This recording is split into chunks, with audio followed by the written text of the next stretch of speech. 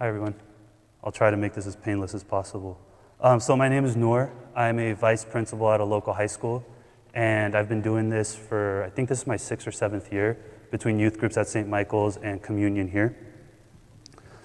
We're kind of going into a weird year, but I'm going to try to talk about things that we can use every time, whether it's COVID, not COVID, just to make the experience as pleasant as possible for everybody.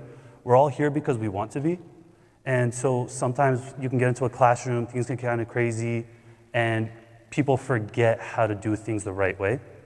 So I'm just going to give you guys a few tips that you guys can use in your classrooms, whether you're a communion teacher or whether you're leading a youth group. One of the best things you can do for yourself is to know exactly what's going to happen that day. Whether you're teaching communion or you're leading a youth group, know the schedule. If you don't know the schedule, you're going to look unorganized, and people know when you're unorganized and you're underprepared. If people can't follow what you're doing, they're going to check out. So for example, when you guys walked in today, kind of not knowing what was going to happen, Father Andy gave a quick brief of what was going to happen, and then you guys were able to follow through, kind of kept you guys a little bit more engaged than before.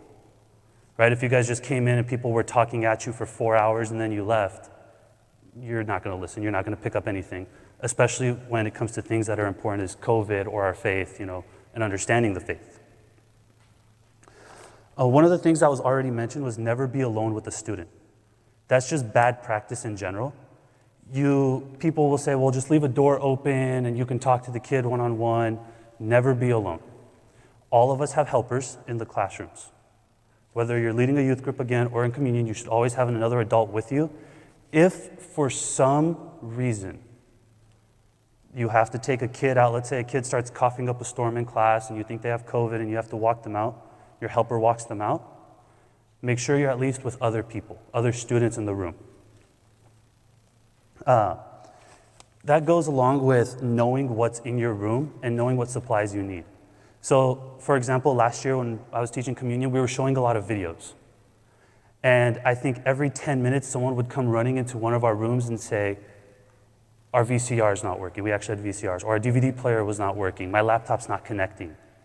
So we were running in and out of each other's rooms trying to fix the audio and the video. And those of us that were there remember how much of a mess that was. So what did it look like? To the kids, well, why should we care if they can't get their stuff straight? Right? If they can't figure out their own things, why should we pay attention to them? And then it just kind of turned into a hossa. Everybody was kind of running around. It didn't work out very well. And the couple of times that I didn't go check, if I had my supplies in the room, they weren't there. So I wasn't able to execute my plan as well as I wanted to. Going with preparation is knowing what you're going to do in the room. So when you guys are actually in there teaching, it's knowing the material ahead of time. A lot of us have been doing this long enough to that where we don't have to memorize all this stuff. We don't have to go reread the Bible 10 times. We don't have to look up information online or call a priest or ask. But at the same time, a lot of things have changed. Not the faith, but the way we're approaching the youth groups, the way we're approaching communion. For example, with communion, we have a new book. I know personally I'm going to have to spend maybe an hour a week just preparing my lesson for that week. And that probably goes the same for everybody else. In youth groups, when you're giving a talk, don't plan your talk the day of. If you're doing an activity, don't plan your activity the day of.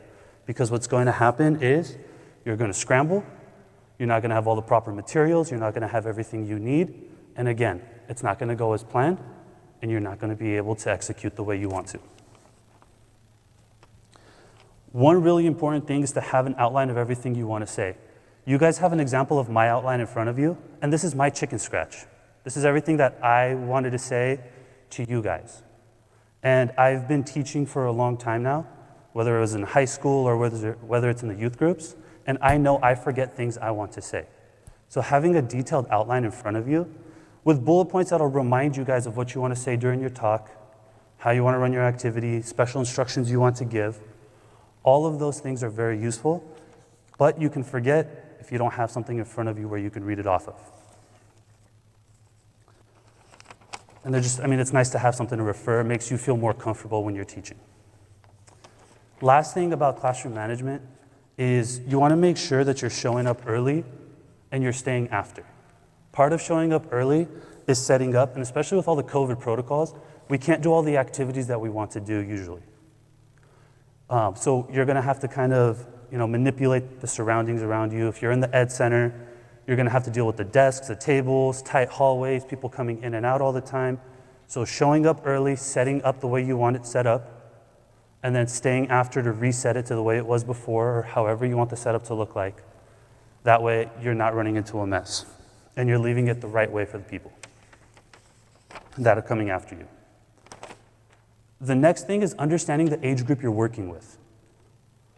So, teaching communion here, I'm dealing with little kids. We deal from second grade all the way to sixth grade typically here. Sometimes we'll get some older kids. But when I'm talking to a second grader, I talk to them differently than I would a sixth grader. And I talk to them definitely differently than I would at St. Michael's with the high school youth group that I'm in. Right? I'm not going to talk to a high school kid the same way I talk to an elementary school kid. And what comes with that is the way you differentiate the material. So what that means is if I'm talking about the 10 Commandments to a second grader, I'm telling them what the 10 Commandments are and what they mean for them in their lives. I'm not going to talk about adultery the same way I will with a high school kid that I will with a second grader. Will I mention it to both? Absolutely. Will I explain it to both? Absolutely. Will the example be the same for both? Probably not. Right? Same thing goes with, for example, murder. A lot of people forget that there's spiritual murder. So when you talk to a little kid, it's okay, you're not going to kill this and that. When you're talking to a high school kid who's involved with a lot of gossip and things like that, those fall under that category. So we have to make sure we understand all of these things for ourselves first and foremost, and then we're relaying it back to the kids. One other thing you can do is set the expectations clearly at the very beginning. Most behavior problems that people face will be eliminated by doing this. Expectations can be a bunch of different things. So it can be as simple as raising your hand when you want to talk. That way they're not blurting out when you're talking or when somebody else is talking. It can be the bathroom protocol. Especially now with COVID, we need to have a protocol in place. Every group has to have something to, if they want to go use the restroom during a talk or during a lesson, what happens? How are we doing that? How are we dealing with that?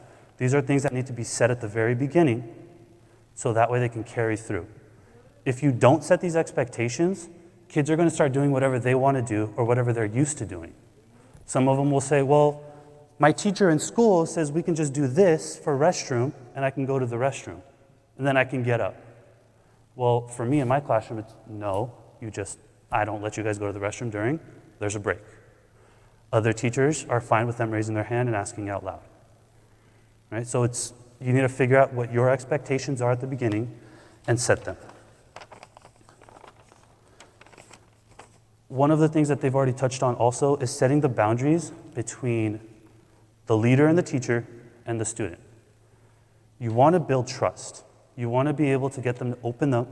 You want them to be able to say things to you that they might not typically be able to say to their family, their friends, or whoever it is. You do become a part of their lives, believe it or not.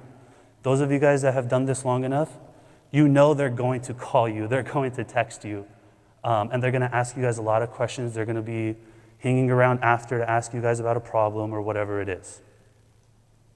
I've had some of the kids even reach out and ask if I can be a reference for them for jobs, because a lot of the high school kids are applying for their first jobs. So you do become an important member of their lives. But it's also important to have that boundary and not cross over into that friendship zone. As soon as you cross over into that friendship zone, a lot of these expectations you've set are already gone. A lot of the issues that come up are because they think they're your friend and they can defy your rules. They think they're your friend and they can do whatever they want in your classroom, they can do whatever they want outside, or they'll go and say to other people what you've trusted them with, like your own personal experiences or whatever, and they're like, oh no, we're cool, we're friends. They won't care. And they are high school kids, they are middle school kids, they will do that.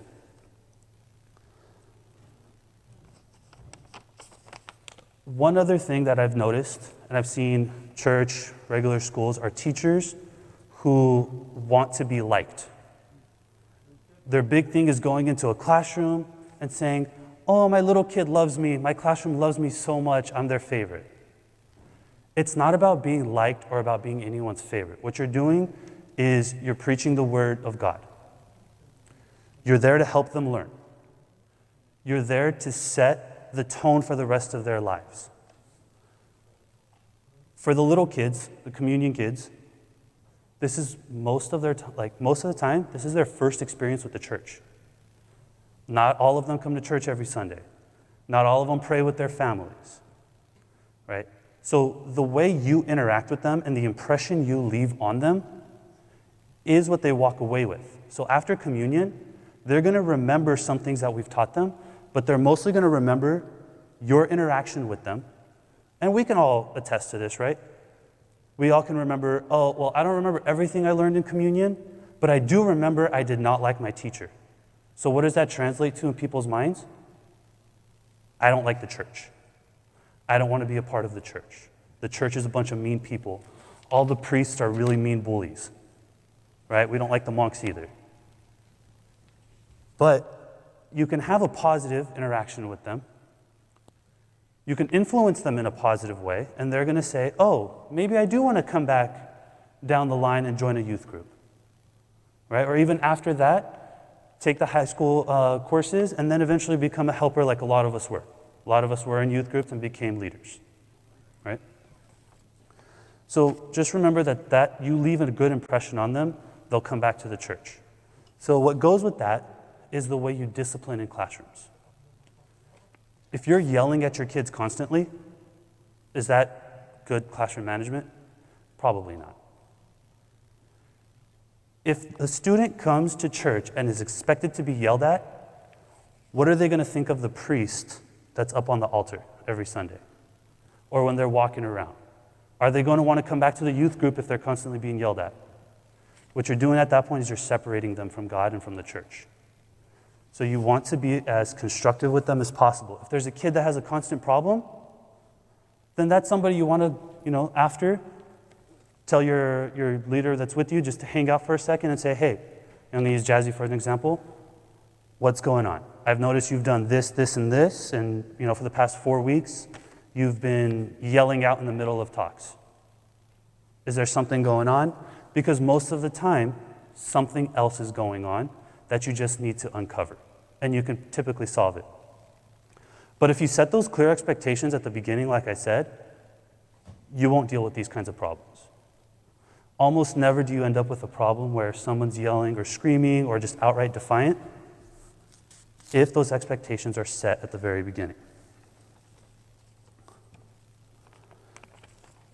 One other thing you can do that I'm doing a very poor job of right now is involving students with your conversations, involving students with each other as much as possible, keeping them engaged, switching it up, having them talk to each other for a second, right? So for example, earlier I could have just said, hey, turn to the person next to you and tell them one good experience you've had with the church and one bad experience you've had with the church. It could have been quick, and we could have come back. Kids like to share their own experiences. It's not always about our experiences that we've had. Sometimes you'll try to come up with an example and you can't come up with one on the spot, but a student will raise their hand and say, yeah, I did this, this, and this is how I reacted, and this was the outcome, and it works out very well. So get them involved in whatever's happening as much as possible. I know right now, with COVID, we can't really have them interacting with each other, but there's ways that they can safely do it, like sharing experiences, asking them questions. Father Andy said it really well. Get them wondering. If we can get them wondering, they're going to learn about the faith more than we can teach them, because all of our knowledge is limited. So if we get them wondering, they're going to start asking the right questions. Little by little, they'll start going to the right places and the right people, and we give them the tools. That's our job, is to give them the tools to learn.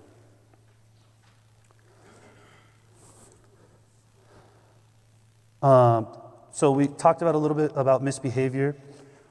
One of the things I like doing, and notice I'm not at the podium.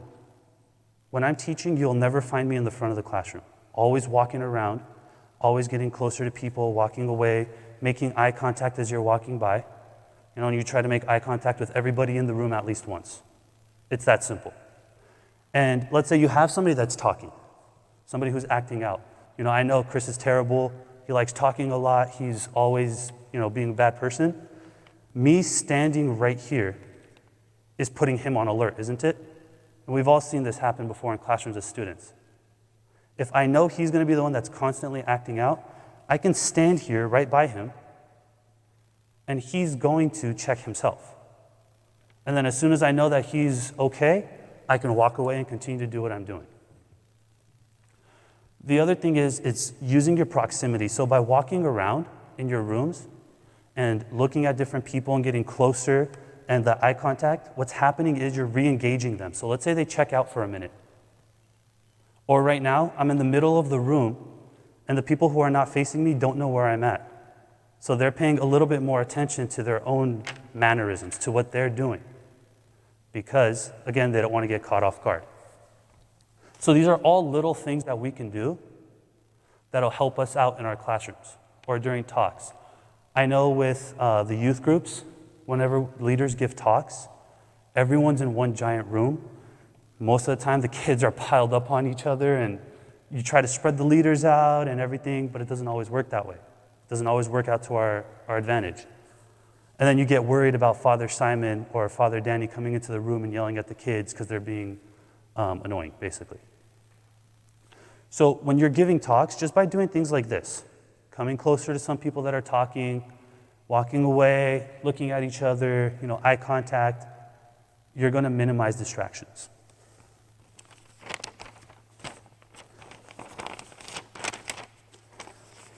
Another really effective thing you can do is utilize your partner. We all have partners in the classroom.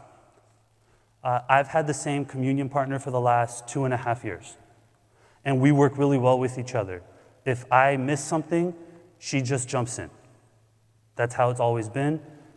If I'm not there, my partner knows how to pick up from where I left off. Or if I had to run out, like last year when I had to go fix somebody's DVD player for the video, my partner was able to pick right back up, and then I was able to come in and replace her. So you got to work like a well-oiled machine. You have to be able to work with each other and understand each other. It's worth having a conversation with your partner about what your roles are in the room. It might sound kind of cheesy, it might sound kind of corny, but it's better than just saying, oh, I'm so excited to work with you, and then you jump in first day and you're staring at each other very awkwardly. You need to know your boundaries with each other just as well as you know the boundaries with the kids you're working with. Right? So one example is, Chris is my new partner for communion, and the first thing we said outside was, okay, yes, I'm the lead, and you are my helper, but if I miss something or I missay something, correct me on the spot. I won't take offense to it, but let them know, because it's more important that it's corrected than my pride. And that goes for everybody in this room. We have to be able to work with the person so that way it doesn't become a distraction in the room, or they're not just standing there twiddling their thumbs while you're talking. That person can be very, very useful or very harmful to the class. So it depends on how you guys utilize each other. Okay, so the next thing is not as happy of a topic, but it happens, and it's about mental health and students' mental health. So as you guys know, all the priests are mandated reporters. There's a handful of us in the room, like I know I'm a mandated reporter because I work in education. Anybody who works in education is a mandated reporter. And what that means is if we suspect any type of neglect or abuse, we have to call this hotline, and this hotline will investigate it. And I know a lot of the times we're like, well, you're growing up, I got hit, I got slapped around, or whatever it was, it's discipline. Yes, it can be discipline, but that's not up to us to figure out. That's not our job, we're not the experts. The argument against reporting it, before I get into the details, is always, well, I don't want this kid taken away from their family. I don't want to cause problems. If it gets to the point where you think you have to report it, think about what this kid is going through at home. They're probably already facing a lot of problems. You're more likely helping this kid than you are harming this kid. And they're probably not going to get taken away from their family unless they're like getting ridiculously beat or malnourished. One of the signs of poor mental health or of abuse at home are the remarks the students make. Kids will say things, but a lot of the times there's a little bit of honesty behind them. So if a kid's constantly giving you a negative answer, or if the kid's always giving you some type of depressing remark, that's a sign that something else is going on. Now, am I going to say, oh, let me call this hotline really quickly? No. It's okay to investigate. And if you're not comfortable doing it and saying, hey, I've noticed that you've been giving me depressing remarks, you've been very negative lately, you've been quiet, you're not yourself. If you're not comfortable having that conversation, tell the person in charge of your group or a priest. Something needs to be done for these students. Somebody has to look after these kids and making sure that we're understanding what's going on with them. If the kid won't open up to you, try that person in their life, like in the church life, that they're comfortable with. They might not be comfortable with me, right? But they might be comfortable with Sylvia. So I'd say, hey, Sylvia, can you go talk to this kid and can you find out what's going on? If it's a girl, and gentlemen, if you're not comfortable with talking to a girl and trying to figure this out, ask another leader that's a lady to go talk to them. Ask one of the sisters to go talk to them, right? And vice versa. If you're not comfortable doing it, somebody needs to do it. Just because you don't want to doesn't mean it shouldn't happen. So make sure you talk to other people, which, again, goes back to your relationship with the people that you're around in your classroom and in your youth groups. You have to be able to have that trust with the person you're working with and the people you're working with, so that way you can have these tough conversations and you can help these kids that need the help. I'm going to share a couple stories with you guys that kind of lead into these. One of them was this student. His real name isn't Savio, but I just wrote Savio down on the paper for you guys. He was kicked out of his original communion class. So the teacher couldn't handle him. This was like 3 years ago. And this kid came into my room, and the teacher sat them down because I was known as the one that can handle the tough cases. Right? It takes one to know one. So I worked with them. The kid was always jumping up out of his seat. Very depressing remarks. The kid didn't know how to act in a public setting. And my first instinct was, well, that's just bad parenting. And that's a lot of our first instincts. It's bad parenting, right? Or if I did that as a kid, my mom would have beat me. There's no way I would do it. We decided to take a different route and talk to the kid. Hey, what's going on? I noticed this is what you've been doing. I'm not mad at you. I just want to understand why you're doing it. The kid opened up. His brother was on his deathbed. Dad had walked out.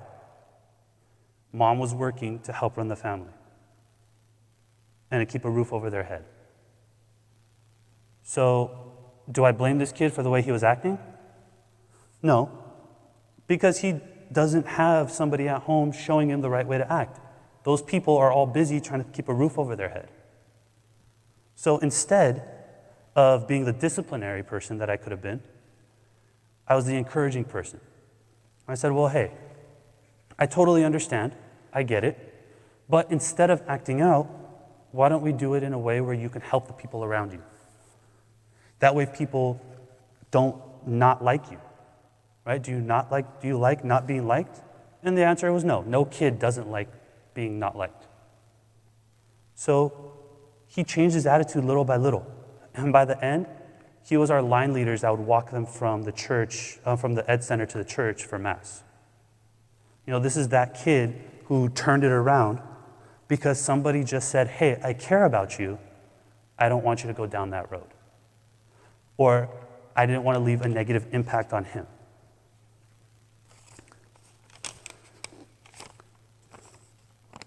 Another kid who, Tony, I love this kid to death. I still see him all the time. This was the kid who just jumped up and had every right answer. The kid would show up to class wearing t-shirts that had funny sayings on them. One of them was, my grandma's dolma is better than yours. Right? This was that kid.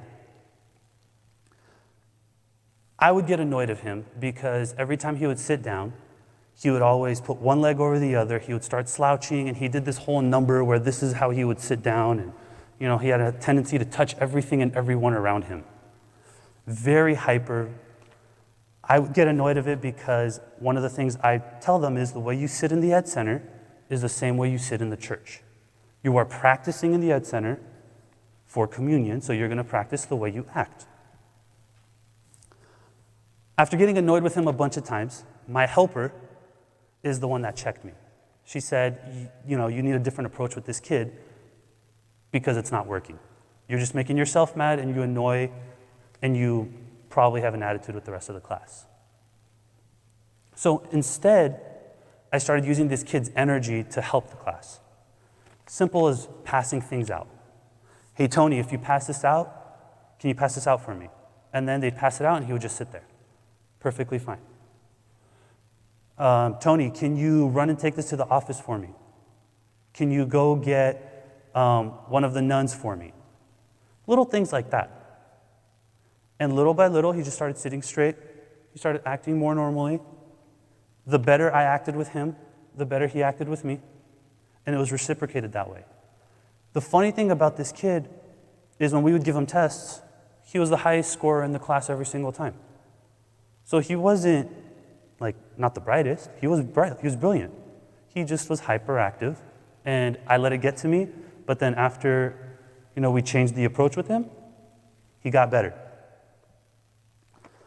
The last story, and I'll leave you guys with this, is this other student who was special ed. So you're going to run into kids who have certain disabilities. And the way you work with them is going to be different than other kids. And as the church, we don't reject anybody. Right? We welcome them in. And we do our best to work with them and to teach them the same way that we teach everybody else. I had an autistic student in one of my classes one year.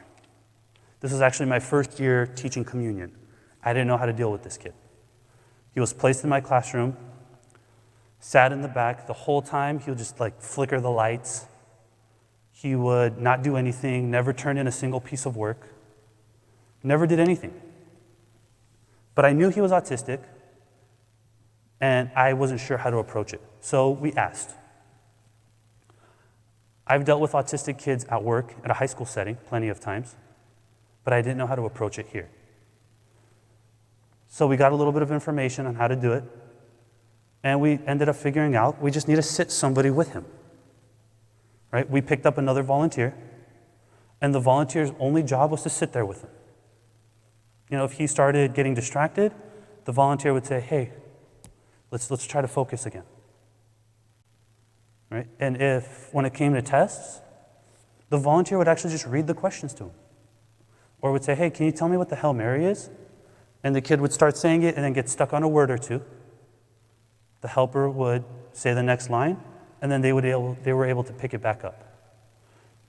So we're going to run into these issues, and the important thing you can take away from this is if you don't know how to deal with a certain type of student, ask.